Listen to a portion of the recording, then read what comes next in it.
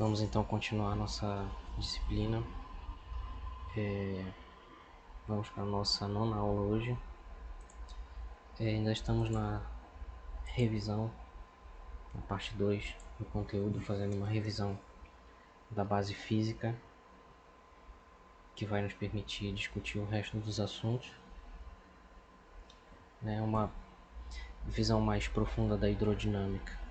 E nós já estudamos aqui o ponto 1, o ponto 2, que é sobre hidrostática e básico de hidrodinâmica. Hoje vamos iniciar essa parte 3 aqui, ainda não vamos falar dessa primeira lei da termodinâmica, mas vamos falar um pouco sobre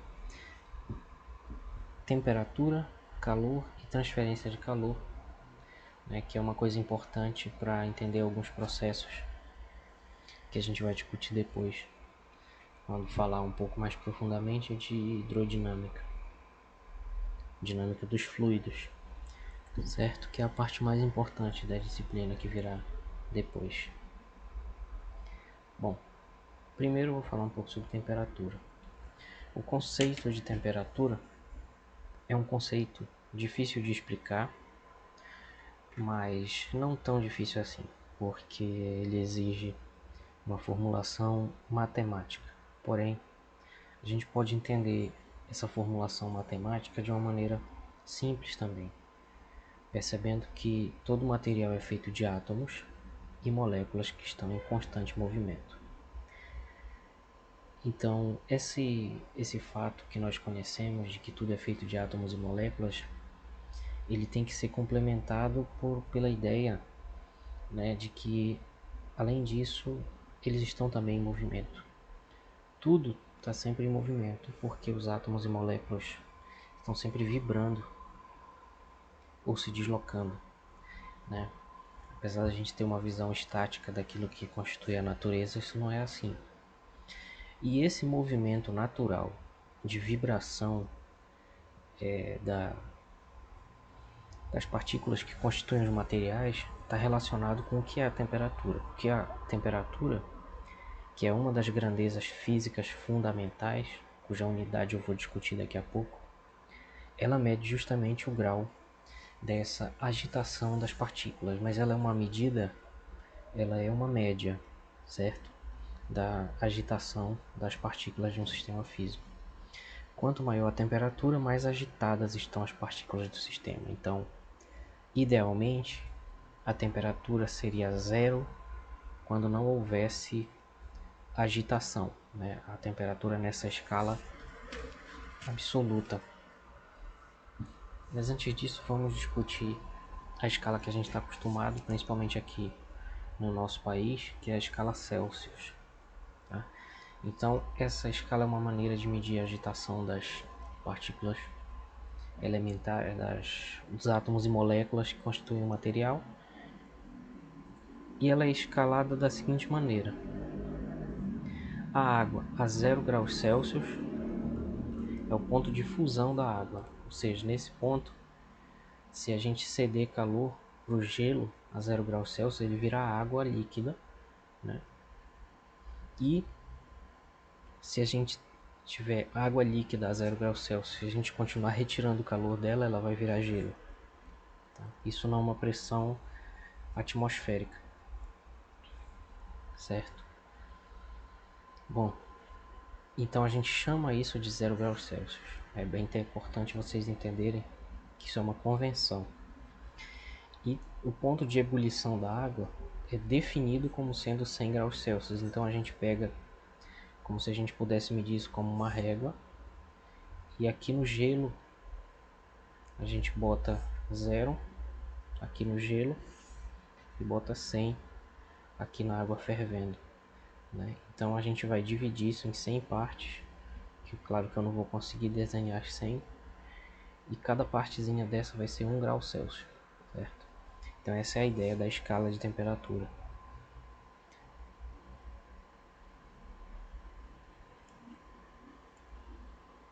Porém, essa escala é um tanto arbitrária, então o que a gente faz para ter um critério um pouco mais físico, um pouco mais científico em relação a isso, é incluir nisso a ideia de que existe uma menor temperatura, um limite inferior para a temperatura na natureza, uma menor temperatura possível. Essa temperatura é menos 273,15 graus Celsius e ela é chamada de zero absoluto, tá? Isso define uma escala absoluta de temperatura chamada escala Kelvin. Então o que a gente faz é pegar a escala Celsius, que está marcada aqui em cima, e reconhecendo que existe um mínimo absoluto, que é esse daqui, menos 273,15, a gente introduz uma nova escala chamada escala Kelvin, de tal maneira que essa menor temperatura possível vai ser o zero, e a gente simplesmente continua graduando tudo do mesmo jeito aqui, na mesma escala. Então, se daqui para cá é 273,15, então que é 0 graus Celsius vai ser 273,15 Kelvin, e assim por diante. Onde estava 100 graus Celsius, vou somar 100 a esse aqui, vai ficar 373,15. Então, uma temperatura Kelvin é uma temperatura Celsius mais 273,15. Então aqui a gente vê quando for zero vai dar 273 de fato, 0,15, e quando for menos exatamente isso aqui vai dar 0 Kelvin, assim por diante. Então a gente tem essa lei de transformação aqui.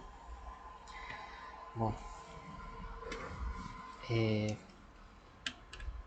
aí para a gente entender um pouco melhor a questão da escala Kelvin, eu tenho aqui uma simulação que eu posso mostrar para vocês, que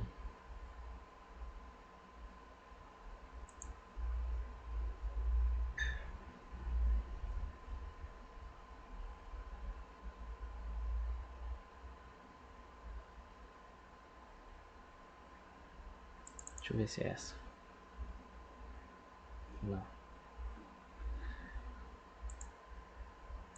essa aqui.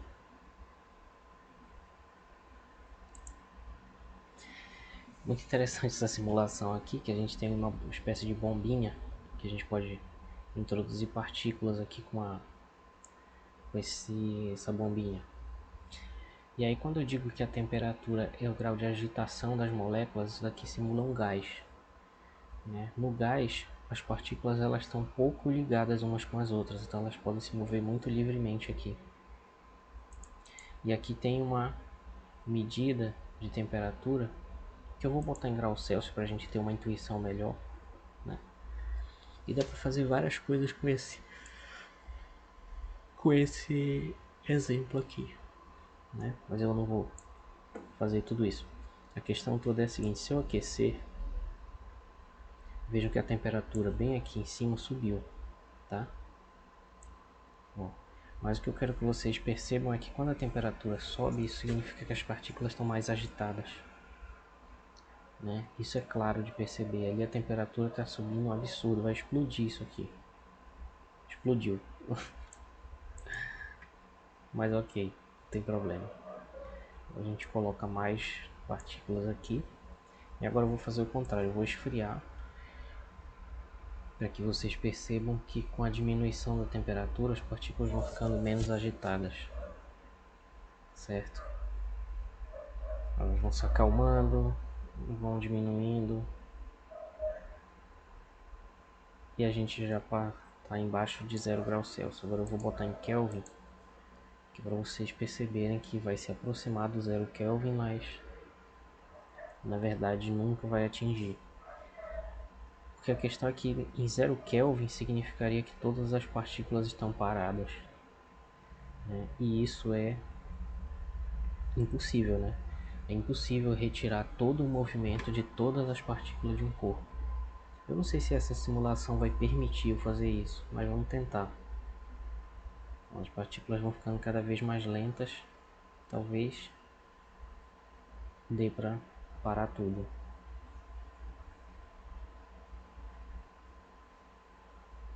Esse seria o 0 Kelvin.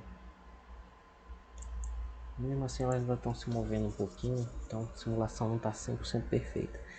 Mas fisicamente o que importa é que essa situação é impossível de atingir, porque é impossível ter um processo físico que vai fazer com que todas essas partículas parem, porque vamos pensar um pouco. Se isso é feito resfriando, então eu vou ter um corpo mais frio aqui. Só que aí, para resfriar em zero, eu teria que ter um corpo que tivesse uma temperatura menor que zero, que é impossível, né? Então, na verdade, esse zero Kelvin é inatingível. Bom, é isso. E com essa simulação a gente pode discutir outras coisas relacionadas à pressão, difusão, mas eu acho que eu vou falar isso só na próxima aula. Bom, então, só reforçando o que eu já falei, uma temperatura está ligada ao grau de agitação média das partículas, então o zero é inatingível, as partículas estariam todas paradas e é impossível construir essa situação, né? O segundo ponto, então, questão do calor. Bom, o calor ele precisa ser introduzido como uma espécie de correção ao princípio da conservação da energia mecânica. Que a gente se acostuma a falar de conservação da energia, né, como se tivesse tudo garantido e a energia quisesse dizer qualquer coisa. Mas o que a física fala, primeiramente, no primeiro momento, que vocês estudaram em Física 1, é sobre a conservação da energia mecânica.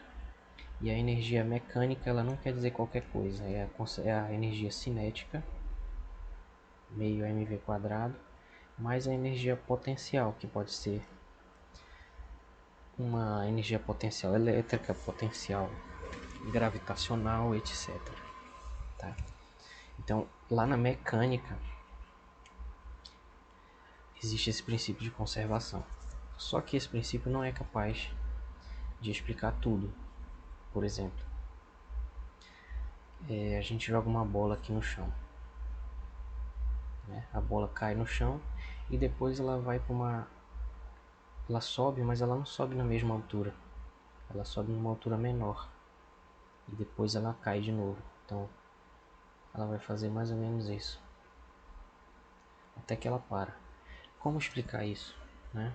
A mecânica sozinha não explica isso. Por quê? Porque existe uma perda de energia em cada vez que a bola atrita com o ar e também quando ela bate no chão. Quando ela bate no chão e quando ela atrita com o ar, existe um processo que a gente chama de dissipação de energia. A energia se espalha, essa energia cinética da bola se espalha para as partículas do ar e para as partículas do chão, de uma maneira impossível de ser aproveitada de novo. E essa forma de energia que dissipa a energia cinética é chamada de calor. Então é interessante vocês pensarem um pouco que a ideia física de calor não é tão fácil de perceber a relação entre essa ideia física e o que nós estamos acostumados, né? Que nós estamos acostumados a falar principalmente da sensação de calor, né? Que quando eu digo sensação não é para dizer que ela não existe, existe. É para dizer que ela está relacionada com a nossa sensibilidade, com os nossos sentidos, né? E é distinto do conceito físico de calor, não é que esteja errado, mas é diferente. O conceito de calor é um conceito de energia que é dissipada em processos físicos. E na verdade é interessante perceber que a maioria dos processos está o tempo todo dissipando calor.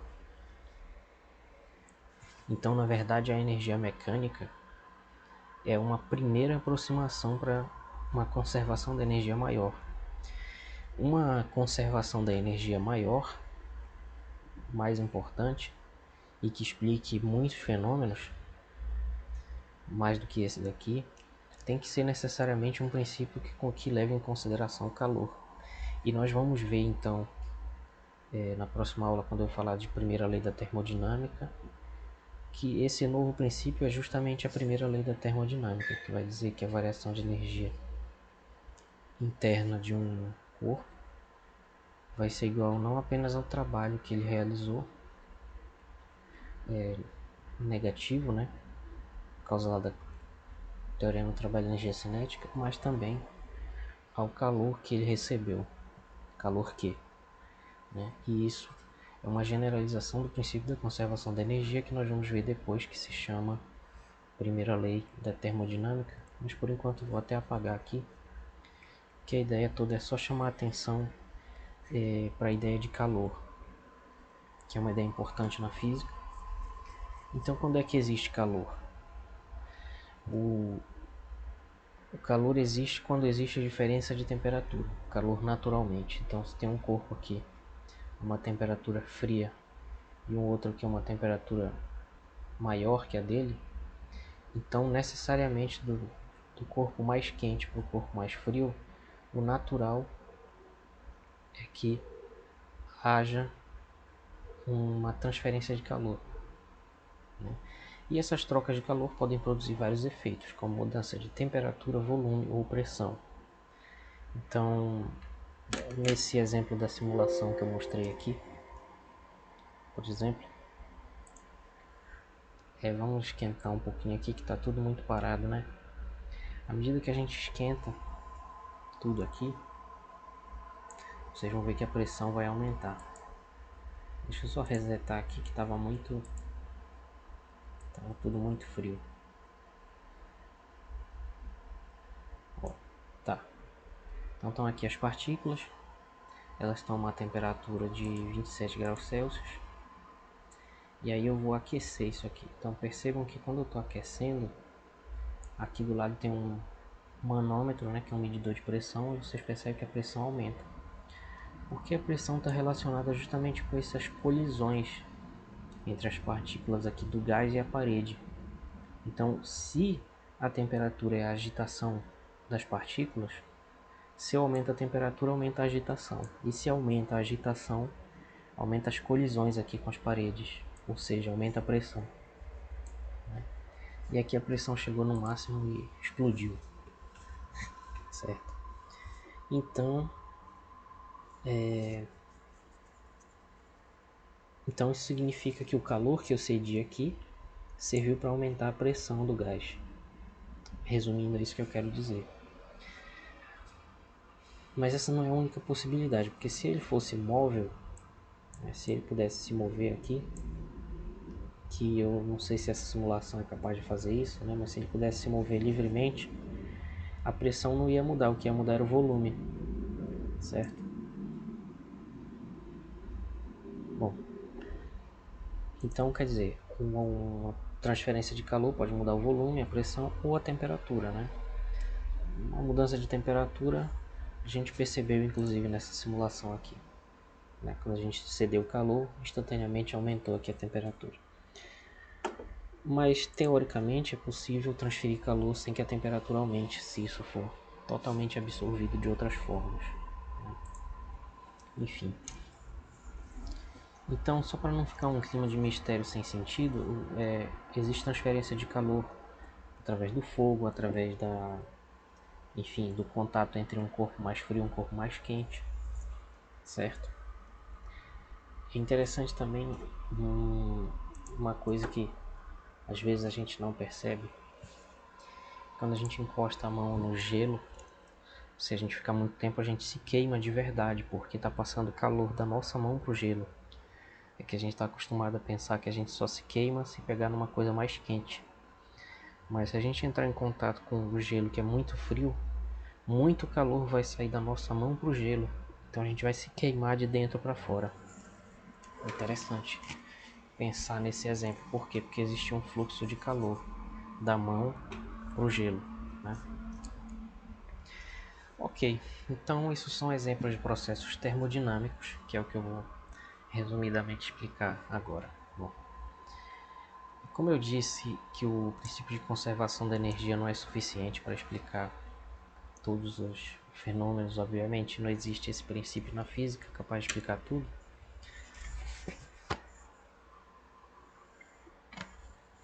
Mas é preciso entender por quê. A mecânica é uma ciência física que estuda partículas onde a gente tem uma massa e uma velocidade, né, onde ela pode estar sujeita a forças. Só que quando a gente estuda, por exemplo, o que mais interessa para vocês, que é os oceanos, quando a gente estuda a atmosfera, quando a gente estuda, não precisa nem ser algo tão grande, mas quando a gente estuda, por exemplo, um copo com água, a quantidade de partículas que constituem esse copo com água aqui é muito grande, né? E como é que a gente sabe disso? A gente sabe disso porque a gente sabe que, por exemplo, que um mol de qualquer material, que no caso da água não é muita coisa, né? Menos de 20 gramas de água tem um mol, ou seja, menos de 20 ml de água já tem um mol, né? De água. E a gente sabe que um mol de água ela tem aproximadamente 10 elevado a 23 partículas, certo? É uma quantidade muito grande de partículas.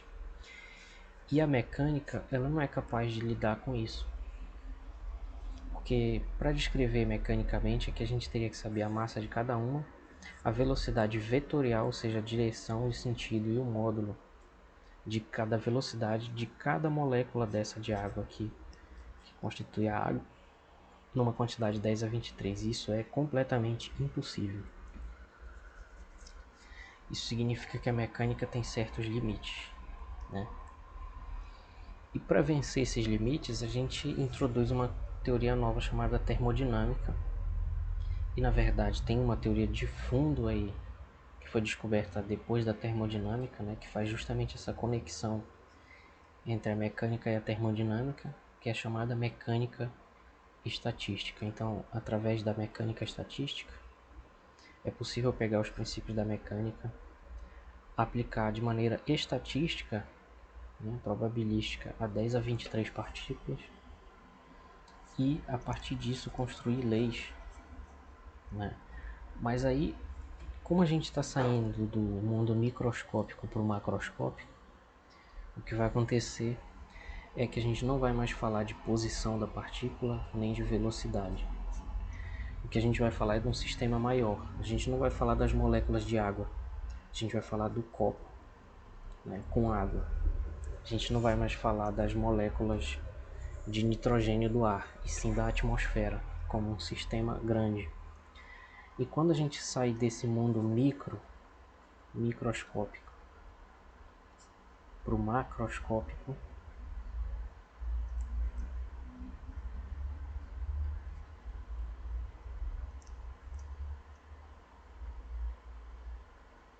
a gente aqui no mundo microscópico estuda posição, velocidade, força. E aqui no mundo macroscópico a gente vai trabalhar com pressão, volume e temperatura, porque todas essas são grandezas macroscópicas. A pressão é medida com um manômetro, o volume é medido de várias formas, né? Se for um fluido, né, medido com recipientes, etc. Se for um sólido, é medido com régua. E a temperatura que é medida com um termômetro, certo? Então, a termodinâmica é a ciência que está bem aqui no mundo macroscópico, lidando com pressão, volume e temperatura. Aqui que está a termodinâmica. E bem aqui no mundo microscópico é onde mora a mecânica, certo?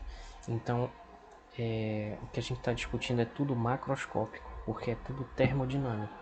E a gente vai estudar processos de troca de calor que vão alterar a pressão, volume e a temperatura de sistemas grandes, nunca microscópicos. E para finalizar nossa aula, vou falar um pouco sobre o processo de transferência de calor. Já que a gente está falando de calor, e o calor necessariamente é uma energia que é cedida ou absorvida por um sistema, ou seja, ela está sempre em trânsito. Então a gente tem que falar de três tipos de trânsito, né?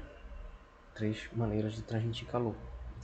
E as três maneiras são a condução, a convecção e a radiação. Vamos falar um pouco sobre cada uma. A condução do calor bom, nós discutimos principalmente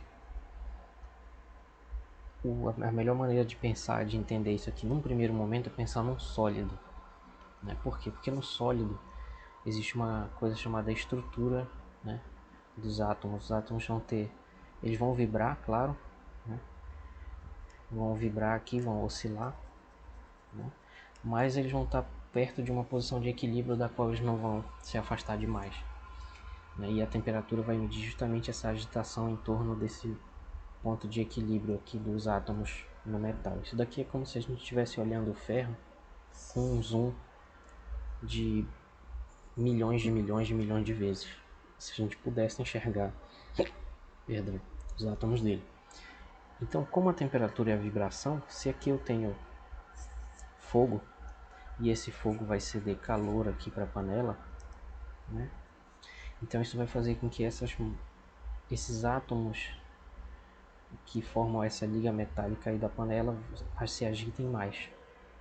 E essa agitação vai ser transmitida para os vizinhos deles, que vão transmitir para os vizinhos e assim por diante. Então essa transmissão átomo a átomo ou molécula a molécula é a condução de calor. Então a condução de calor é um fenômeno de transferência de calor entre átomos diretamente, que acontece principalmente em sólidos, onde não acontece transporte de matéria, apenas transporte de energia, tá?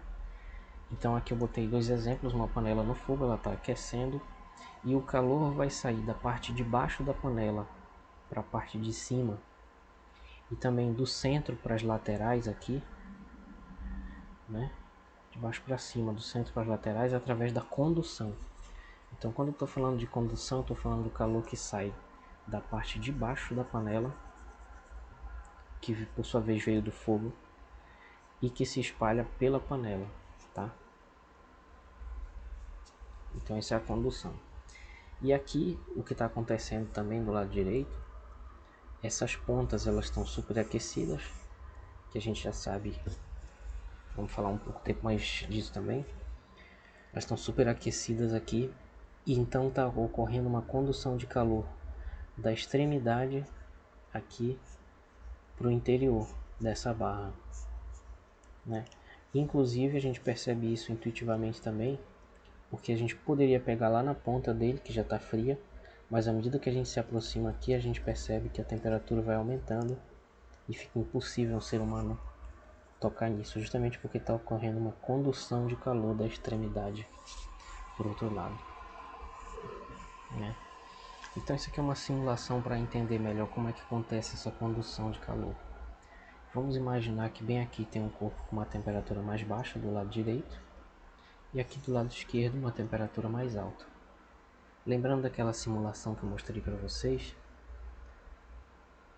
se esse corpo aqui está com uma temperatura mais alta, quer dizer que as partículas dele estão mais agitadas. Então, na medida que ele encostar bem aqui numa partícula que está vindo dali mais lenta, vai ocorrer pela conservação do momento, ele vai transmitir momento para essa partícula aqui, certo? Isso significa que na média, quando a gente calcular a média aqui da velocidade de todas as partículas que estão desse lado, todas elas vão ter uma velocidade maior, ou seja, o corpo aqui do lado direito está aquecendo. Então isso seria uma visão microscópica desse processo de condução de calor. O calor não está indo de uma partícula para outra. É interessante perceber isso. O que está indo de uma partícula para outra é momento linear e energia, né? O calor aparece apenas quando a gente considera o sistema macroscópico. Então, quando a gente tira a média de todas essas velocidades das partículas aqui, é que a gente percebe que houve um aquecimento. E essa energia cedida a gente chama de calor. Então é como se a gente fizesse o seguinte, ó, tem uma barra aqui, esse lado azul está mais frio, o vermelho está mais quente. E bem aqui tem uma fonte de calor, que nesse caso é o fogo. Então aqui as partículas desse material, como é um sólido, elas têm uma posição mais ou menos fixa, mas elas podem se agitar, e essa agitação é uma medida da temperatura. Então aqui elas vão se agitar muito, vão transmitir essa agitação para suas vizinhas através desse processo de colisão, e isso vai se transmitindo da esquerda para a direita, que vai provocando um aquecimento da barra da esquerda para a direita. Então é mais ou menos assim o processo de condução de calor. E a gente pode modelar esse processo matematicamente. Aqui seria uma representação da barra sendo aquecida. Matematicamente a gente tem que pensar no seguinte: tem uma fonte de calor aqui, que está a uma temperatura Tq, que seria T quente, né? E tem uma fonte fria aqui do lado direito, que está a uma temperatura fixa também, Tf, T frio. E aí, para simplificar, vamos imaginar que essa barra é um cilindro que tem uma área A e que tem um comprimento L. E vamos dizer que está sendo cedido aqui um calor Q, que a gente pode medir de alguma forma. Então, a potência de calor transmitido através dessa barra vai ser o calor dividido pelo tempo. Vamos entender melhor isso. Potência é uma medida, uma espécie de velocidade de transmissão de energia, né? Então, na verdade, uma medida de... não seria velocidade, mas sim uma taxa, né? Uma taxa de transferência de energia. Então, se aqui está sendo transmitido muito calor, significa que a potência de transmissão desse calor é alta, certo? Por um certo tempo T, mas ao mesmo tempo também, se um calor aqui de 100 joules é transmitido em 1 minuto, 60 segundos, isso vai ter uma certa potência, né? Que vai ser 100 dividido por 6, por 60, né? Que é aproximadamente a mesma coisa que, enfim, vamos dizer que seja 50 segundos para facilitar. Então isso vai dar uma potência de 2 watts, que é joule por segundo. Por outro lado, se a gente consegue transmitir esses 100 joules agora em 10 segundos, então essa potência vai subir de 2 para 10 watts, tá? Então a potência é a taxa de transmissão de energia. E nós podemos medir essa taxa de transmissão de energia. Deixa eu deixar aqui. Exemplo. Uma potência de 100 joules em 10 segundos seria 10 joules por segundo, que são 10 watts. Isso daqui é a mesma medida da potência que a gente gasta de energia em casa. Então, quando a gente troca, por exemplo, de ventilador menor para um maior, ele precisa de mais potência, ou seja, como as hélices dele vão ser maiores, ele precisa de mais energia por segundo, né? E como justamente a gente paga pela potência que a gente gasta, vezes o tempo que a gente gastou, né, que é a energia, então o ventilador maior gasta mais energia. É uma analogia só para a gente entender. Bom, e uma maneira de medir essa potência de condução, essa taxa de condução de energia, para esse exemplo da barra que eu desenhei aqui, é através do seguinte: como a gente não consegue medir o calor diretamente, porque justamente por definição ele é uma energia dissipativa, ele se espalha de uma maneira impossível de medir diretamente, a gente precisa de uma medida indireta.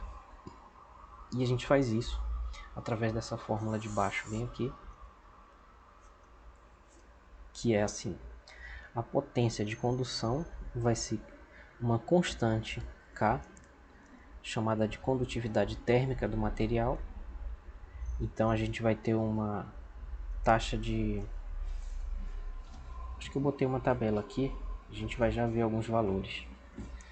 Vezes a área da seção transversal da barra, ou seja, a área dessa parte aqui, tá? Vezes a diferença de temperatura entre a fonte quente e a fonte fria, Tq menos Tf, dividido pelo comprimento da barra, tá? Então é possível sair dessa fórmula para essa, e na verdade o que todo mundo trabalha é com essa aqui, e não com a de cima. Então o que vai acontecer é o seguinte: se a gente tiver uma barra de verdade, o que a gente tem que ter é um termômetro aqui na frente, um termômetro aqui atrás, para medir essa diferença de temperatura, uma régua para medir o diâmetro, o raio desse círculo aqui para calcular a área A, e uma régua também para medir esse comprimento aqui.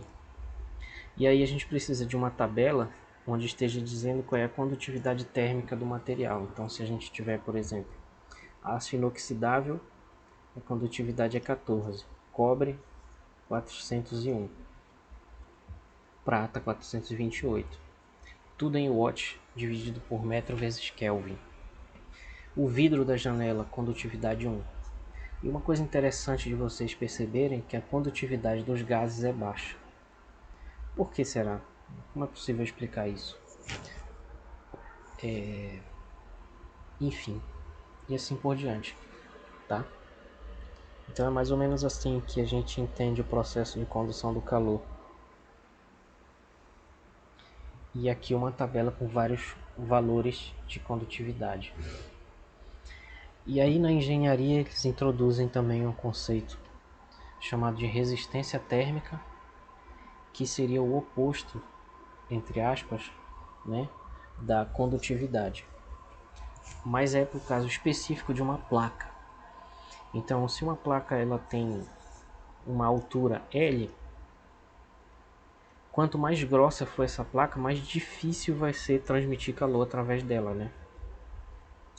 Então, se a gente quer definir uma resistência térmica, é interessante que ela seja diretamente proporcional à grossura dessa barra, porque quanto mais grossa for a barra, mais ela vai ser resistente à passagem de calor, né? À transmissão de calor. Então, por isso R é definido como proporcional à grossura L da placa. E também ela é inversamente proporcional, ou seja, inversamente proporcional à constante de condutividade térmica K. Por quê? Porque um material bom condutor, que tem um K alto, ele deve ser um material que tem uma baixa resistência térmica, né? Então, uma condutividade alta significa uma resistência térmica baixa. Por esse motivo, os engenheiros trabalham com essa ideia de resistência térmica como sendo diretamente proporcional à grossura da placa e inversamente proporcional à condutividade, né? Então, quanto mais grossa ou quanto pior for a condutividade desse material, mais alta vai ser a resistência térmica. Então, isso é o que nos permite dizer que uma resistência térmica alta significa um bom isolante, e uma resistência térmica baixa significa um mau isolante térmico, tá? E por que a gente precisa desses dois aqui? É porque a condutividade é a característica de um material, não de um objeto, né? Então essa condutividade ela depende se o material é aço, se é vidro, se é um gás. E como a gente está falando da resistência de uma placa, é de um objeto, não é de um material. Então a gente precisa ter uma característica do material aqui, que nesse caso é a grossura dele, tá? Então essa resistência térmica é como se fosse o oposto da condutividade, né? Uma condutividade alta significa um material que transmite bem calor. Uma resistência alta, um material que transmite muito mal calor. E é interessante que no uso diário, dependendo do uso, a gente quer um material que seja bom condutor ou bom isolante térmico. Por exemplo, nas paredes de revestimento das naves espaciais, tem materiais que têm uma resistência térmica muito alta. né? Justamente porque a nave espacial, quando ela está em atrito com a atmosfera, isso provoca um aquecimento da superfície da nave, né? Então é interessante que dentro da parede desse material tenha um isolante muito bom para que não aqueça dentro da nave, certo? E por outro lado a gente usa panela de metal justamente porque ela conduz muito bem o calor. É um bom condutor. Bom, então isso conclui uma parte sobre o que a gente pode falar sobre condução. Além da condução existe a convecção. Então a convecção é muito parecida com a condução, a não ser pelo fato de que existe transporte de matéria. Então, em geral, quando a gente fala de convecção, a gente está falando de líquidos e gases, né? De fluidos. Certo? De fluidos. Então, eu botei aqui um exemplo do dia a dia, que seria o aquecimento da panela. A condução ela ocorre na panela em si, que é feita de metal. Porém, se ela tem água dentro dela, ou um outro fluido, esse fluido vai transmitir calor de uma parte dele para outra, não através de condução, mas através de convecção principalmente. Então o que acontece na convecção é o seguinte: a gente tem uma fonte de calor bem aqui,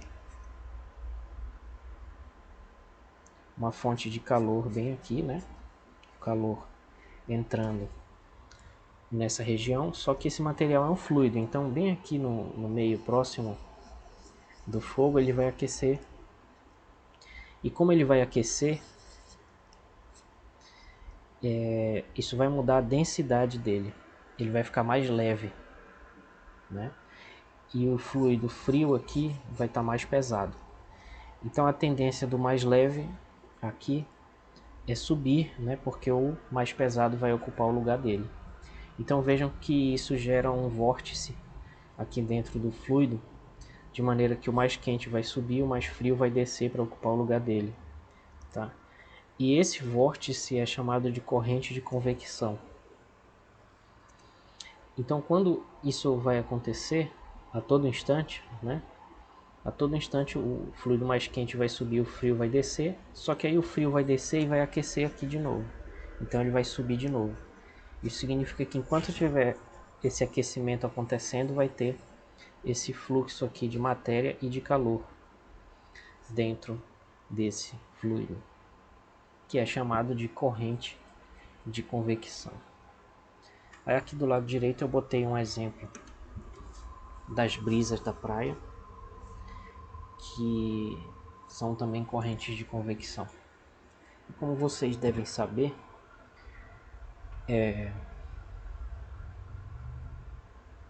a areia ela esfria e esquenta mais facilmente do que a água, né? Porque a água tem um calor específico muito alto. Isso significa que se a gente der calor, a mesma quantidade de calor para a praia e para a água vai aquecer muito mais lentamente do que a praia. A praia, que é feita principalmente de silício, que constitui a areia, tem um calor específico muito baixo. Então ele aquece muito rápido. E aí o que vai acontecer é que esse aquecimento da praia vai aquecer também o ar que está aqui imediatamente na superfície da praia. Por outro lado, o ar que está aqui na superfície da água vai estar consideravelmente mais frio. Então isso vai fazer com que esse ar aqui nas proximidades da praia suba e o ar frio que está aqui sobre a água ocupe o seu lugar. Então isso vai gerar também uma corrente de convecção, que é o que gera as brisas. Então durante o dia a brisa ela vem da praia, ela vem da água para a praia, e de noite vai acontecer o contrário, curiosamente, porque assim como a areia, ela por ter um baixo calor específico em comparação com a água, assim como ela também aquece rápido, ela também vai resfriar muito rápido. Então isso significa que de noite ela vai esfriar mais rápido do que a água e a situação se inverte. Agora o ar mais quente aqui sobre a água vai subir e o ar mais frio aqui vindo da areia vai ocupar o lugar dele. Então isso vai gerar uma corrente de convecção no sentido inverso do que ocorre durante o dia. Bom, esses exemplos que eu estou dando são muito simples comparado com os processos que ocorrem na atmosfera e nos oceanos, dos quais vocês devem ter alguma familiaridade. Então eu deixo aqui indicado para quem tiver curiosidade, que eu não vou me meter a falar disso sem saber. Esse livro aqui que eu conversei uma vez com vocês, se chama Fundamentos de Oceanografia, de Paul R. Pinet, tá? Vai lá no capítulo 5 e fala muito sobre isso. O nome do capítulo é Circulação Oceânica e Atmosférica. Então eu botei aqui um exemplo, tá, onde ele mostra que já é uma versão simplificada, né, do que acontece. Que tem aqui o Polo Norte e o Polo Sul, que são mais frios, e o Equador aqui, que é mais quente, onde a pressão vai ser menor. E aí vão se gerar, numa primeira aproximação, essas correntes de convecção aqui na atmosfera, certo? Devido justamente a esse processo de diferença de temperatura, né? Então veja que mesmo numa primeira aproximação, as correntes de convecção são importantíssimas para entender as trocas de calor e também o fluxo, né, de ar da atmosfera. Mas aí eu vou deixar só indicado porque eu não sei oceanografia. Então quem tiver curiosidade, veja lá o capítulo 5 desse livro. Ok? Bom, e para concluir, vamos falar um pouquinho sobre a radiação térmica. A gente falou sobre a condução e a convecção, mas além disso existe uma outra forma de transmitir calor, que é através da radiação. Eu botei aqui 3 exemplos: o Sol, uma barra de ferro aquecida e alguns tubos com fogo, né? Muito bem. Em todos esses casos tem uma coisa em comum, que todos eles está ocorrendo radiação. A radiação é uma onda na verdade é um processo de emissão contínuo, né, de ondas eletromagnéticas. Na verdade não é bem contínuo, mas isso é uma outra discussão. E as ondas eletromagnéticas, elas são um fenômeno da natureza que o que a gente mais conhece, na verdade, são as ondas visíveis, ou seja, a luz visível, né? Então aqui é interessante porque dá para ver cor amarela, laranja, vermelha e azul, né, sendo emitida aí. Mas a radiação térmica vai além disso, tá? Existem também aí micro-ondas sendo emitidas e muitos outros tipos de onda eletromagnética. Então quando a gente fala radiação, a gente está falando de várias faixas de frequência que estão sendo emitidas, né? Interessante que para que a gente consiga ver essa radiação térmica, os corpos têm que estar muito quentes. Então, por exemplo, o ferro, ele não emite radiação térmica visível, a menos que ele esteja superaquecido. Então, é por isso que o ferro fica amarelo, né, quando ele está muito quente. O exemplo aqui da esquerda é o Sol, né, obviamente, que está a uma temperatura altíssima de milhares de graus Celsius. Então o gás superaquecido dele emite radiação térmica também. É claro que o Sol é muito mais complexo do que isso, mas a gente está falando só desse aspecto. E aqui do lado direito tem os quatro bicos, né, que estão com o gás sendo queimado. E é interessante perceber que tem duas cores dominando aí, né, amarelo e azul. O que acontece é que a cor depende da temperatura. Então o processo de radiação térmica ele tem muito a ver com em que temperatura está acontecendo isso. E ali a chama azul é uma chama mais quente do que a amarela, né? E para medir isso, nós podemos medir a potência irradiada, que como eu já mencionei, a potência é uma medida de energia por tempo. E a fórmula da potência irradiada só depende do material e da temperatura que ele é feito. Então a potência vai ser sigma, que é uma constante, chamada constante de Stefan Boltzmann, que eu botei o valor aqui embaixo, tá? Vezes epsilon, que é uma constante chamada emissividade, uma constante adimensional que varia de 0 a 1, na verdade é uma medida de eficiência, né? A eficiência perfeita seria epsilon igual a 1, mas isso é um modelo ideal que não tem muitas aplicações no dia a dia, mas curiosamente tem uma aplicação na expansão do universo que eu não vou poder falar aqui, certo? E vezes a área, essa área seria, se fosse por exemplo aqui o Sol, seria a área da superfície do Sol, né? 4/3 de π vezes o raio do Sol ao cubo. Se fosse nessa barrinha aqui, seria a superfície aqui, toda a superfície que está emitindo esse calor.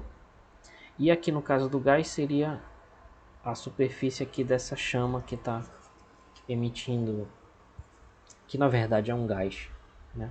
Está emitindo isso. E isso seria esse valor dessa área aqui, vezes a temperatura à quarta potência.